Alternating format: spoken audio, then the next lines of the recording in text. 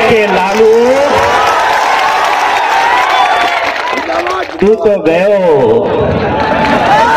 नीतीश तू भी गयो, मोदी तू तो गयो ही गयो। अगर इस मुल्क का मुसलमान फिरका परस्त होता तो लालू जी कभी मुख्यमंत्री नहीं बनते। कान खोलकर सुन लो मोदी जी, ताकतें तुम्हारी है पर खुदा हमारा है। स्टेशन के ऊपर कहीं नजर न आ जाए बेचते हुए चाय चाय चाय चाय चाय चाय चाय चाय।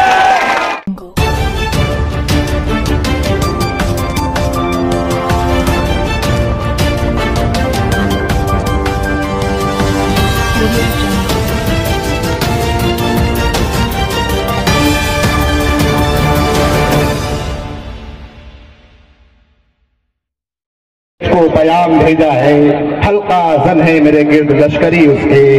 मेरे गनीम ने मुझको बयान भेजा है कि हल्का जन है मेरे गिर्द लश्करी उसके।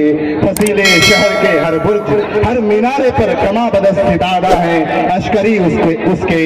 उसे खबर नहीं तारीख क्या सिखाती है, रात जब किसी खुर्शीद को शहीद करे सुबह एक नया सूरज तराश लाता है। मैं इम्तियाज जलील साहब को अपना माइक देना चाहता हूँ कि अपनी गुफ्तगू से नवाजें। अस्सलाम वालेकुम व रहमतुल्लाहि व बरकातहू। यकीनन ये सरों का समंदर देखकर असद साहब ये जरूर सोच रहे होंगे, यकीनन ये सोच रहे होंगे कि हर मुश्किल का मैं सामना यही सोच कर लेता हूँ कि धूप कितनी भी तेज हो समंदर कभी सूखा नहीं करते। इंशाअल्लाह मेरा इजहार जीतेगा। दोस्तों, आज यहां पर आप लोग यकीनन बैरिस्टर असदुद्दीन अवैसी साहब को देखने सुनने के लिए आए हैं। जो लोग मुझे जानते नहीं हैं मैं उन्हें यह बता दूं कि जिस ऐवान के अंदर बैरिस्टर असदुद्दीन अवैसी साहब पिछले 15 सालों से अकेले बैठते थे और लोग ये कहते थे कि हमेशा अकेले ही रहेंगे, लेकिन अल्लाह ने ऐसा नवाजा है कि अब असद साहब पार्लियामेंट के अंदर अकेले नहीं है, मैं भी उनके साथ जाकर बैठ गया हूं। मैंने सुना है कि सरकार ने ये ऐलान किया है कि अगर बिहार का इलेक्शन वो जीत जाते हैं, बिहार का इलेक्शन अगर वो जीत जाते हैं तो तमाम बिहारियों को नतीजे के बाद मुफ्त में कोरोना की दवा दी जाएगी। मैं सरकार से ये कहना चाहता हूं कि तुम्हारी दवा कब आने वाली है हमें पता नहीं। 7 तारीख के दिन हम तुमको ऐसा इंजेक्शन देने वाले हैं कि लालू तू तो गयो, नीतीश तू भी गयो, मोदी तू तो गयो ही गयो। इंशाअल्लाह मेरा इजहार जीतेगा। मेरे भाइयों, पिछले 74 साल के इतिहास के ऊपर नजर डालिए और सोचिए उस हकीकत को। क्या इस तरह के नजारे पिछले 74 सालों से हम देखते आए नहीं हैं? इसी तरह के जलसे सजाए जाते हैं,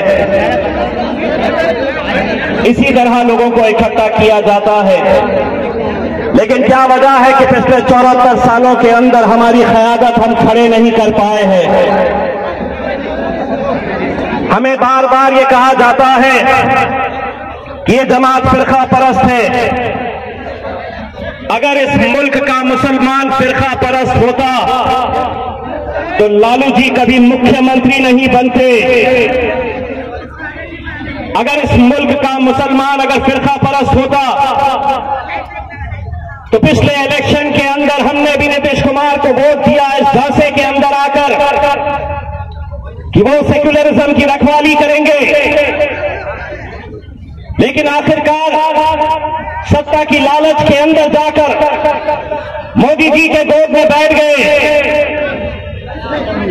अब इस बार वही हथकंडे, वही साजिशें, वही सब कुछ खेल खेला जा रहा है। हमको ये बताने और समझाने की कोशिश की जा रही है कि अगर ये वोट इन्हें गया तो नुकसान किसको होगा, फायदा किसको होगा। एक बात सुनो, 74 साल हमने तुम्हारे फायदे के बारे में सोचा है, अब हम हमारे फायदे के बारे में सोचने के लिए इकट्ठा हुए हैं। क्या हासिल किया हमने? यही कुछ होता आ रहा है। 74 सालों के अंदर मुसलमानों के वोटों को बांट दो, दलितों के वोटों को तकसीम कर दो, जिसे जिताना है वो जिता देते हैं। हमारी क़यादत यही वजह से खत्म हुई है। इसीलिए मैं बड़ी जिम्मेदारी के साथ ये कहता हूं, एक बार फिर से आपके सामने दोहरा रहा हूं, इस मुल्क के अंदर अगर मुसलमानों की क़यादत खत्म हुई है तो मुसलमानों की क़यादत कोई गैरों की वजह से खत्म नहीं हुई है। मुसलमान को हमेशा मुसलमानों ने हराया है। ये सच्चाई है, कड़वी है, लेकिन हर तरह के खेल खेले जाते हैं। आपकी भी महफिल में आएंगे, इलेक्शन जैसे जैसे करीब आएगा वो दलाल चंद रुपया लेकर आपकी महफिलों में, आपके गलियों में, आपके मोहल्लों में आएंगे और बताएंगे, आंकड़े बताएंगे, हिसाब किताब बताएंगे कि ये कैसे नहीं जीत सकता, ये कैसे जीत सकता है, वोट इसे दे तो किसको फायदा होगा, किसको नुकसान होगा। सुनो सबकी, करो अपनी।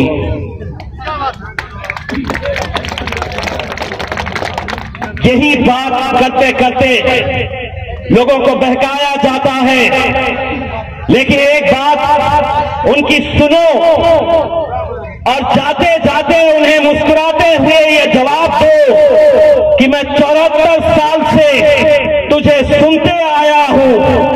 तूने जैसा कहा मैंने वैसा किया, तूने जो बोला मैंने वो सुना, लेकिन उस वक्त मजलिस नहीं थी, हम सुनते थे, तुम जो बोलते थे हम करते थे, लेकिन अब मजलिस आई है, अब हम बोलेंगे और तुम्हारे बाप को भी सुनना पड़ेगा।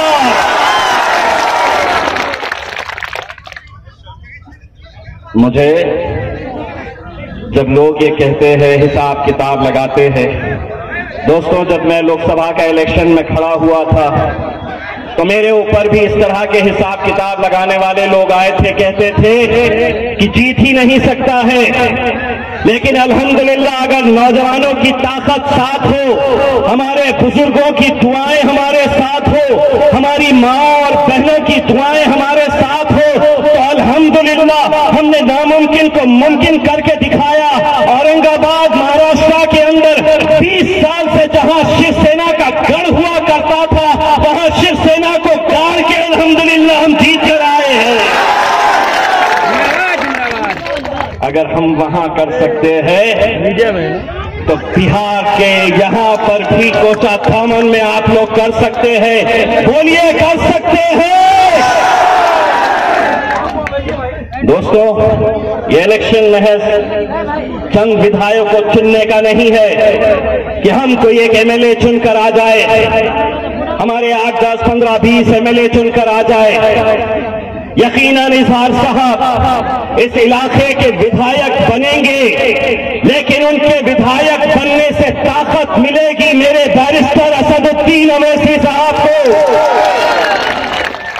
वो असदुद्दीन अवैसी साहब जिनको मैं पार्लियामेंट के अंदर देखता हूं, और मैं भी ये सोचता था कि असद साहब 550 के ऐवान के अंदर अकेले रहकर, आंखों में आंखें डालकर, सीना चौड़ा करके आप लोगों की आवाज बन के वहां पर गरजते थे। तो मैं सोचता था कि असद साहब को ये ताकत कहां से मिलती है। आज मुझे ये एहसास हुआ कि असद साहब की ताकत अगर वहां पर मिलती है तो यहां से मिलती है, ये लोगों से मिलती है, तुम लोगों से मिलती है। इसीलिए अगर पट गए दोस्तों, अगर बिखर गए दोस्तों, अगर बिक गए, तो ये इलेक्शन महज एक इलेक्शन नहीं है।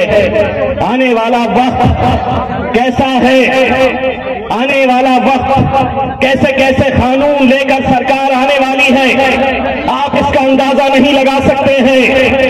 सारी ताकतें जुट गई है, पूरी ताकतें एक साथ मिलकर आ गई है और हर ताकत का यही मकसद है कि मजलिस को किस तरह से हराना। लेकिन सुनो लालू जी, मोदी जी, सुनो, यहां की आवाम की तरफ से कान खोलकर सुन लो। मोदी जी, ताकतें तुम्हारी है पर खुदा हमारा है। ताकतें तुम्हारी है पर खुदा हमारा है। अगर तुम ये गलत फहमी में अगर रहोगे, यही वो आवाम है जो किसी को सर पर बिठाती है। पुलिस वाले गौर से सुन रहे, इलेक्शन कमीशन का कैमरा है नहीं है ना, बोल सकता हूं, बोले। तो सरकार में बैठे, मैं तो छोटे छोटे चलाता हूं, अभी AK-47 आने वाली है।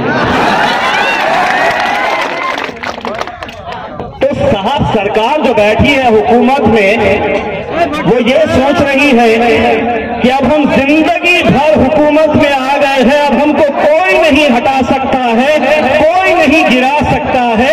ये गलतफहमी का शिकार हो गए हैं हमारे नरेंद्र मोदी साहब और उनके बाजू एक साहब बैठते हैं, उनका नाम नहीं आता है याद मुझे। हैदराबाद की एक हमारी बहन ने उनके ताल्लुक से कहा था कि मुरमुरे का थैला, मुझे नहीं मालूम है कौन है वो, कौन है? मैं बोले ही नहीं, हाँ मैं नहीं बोला उसके अंदर। आप क्या बाबा जी का ठुल्लू कर लेते हैं, आप मेरे को नहीं मालूम है, मैंने तो कुछ नहीं बोला। तो ये समझ रहे हैं कि अब हमारी हुकूमत आ गई, कोई हटा नहीं सकता है। लेकिन हम आपको बताना चाहते हैं, यही वो आवाम है जो इस मुल्क के एक चाय वाले को वजीर आजम अगर बना सकती है, तो बहुत ज्यादा अगर हमें परेशान करोगे तो एक बात समझ लो, कोचा धामन के किसी रेलवे स्टेशन के ऊपर कहीं नजर न आ जाए बेचते हुए चाय चाय चाय चाय चाय चाय चाय चाय। कुछ भी मुमकिन है अगर हम एक ताकत बनकर खड़े रहे।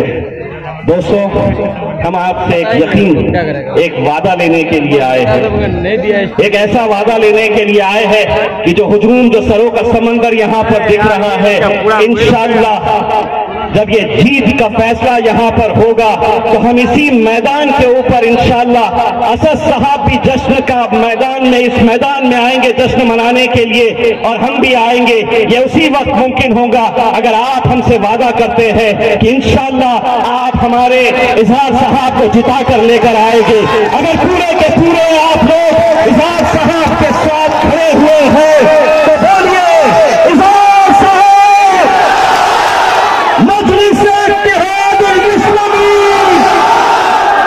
बैरिस्टर असदुद्दीन अवासी। वैसे आप लोगों को लग रहा होगा कि सिर्फ आप ही लोग ये देख रहे हैं, उनके घर में बैठकर वो भी देख रहे हैं कि अपनी तो गई। बहुत बहुत शुक्रिया। वाक़िअत अल्हम्दुलिल्लाह।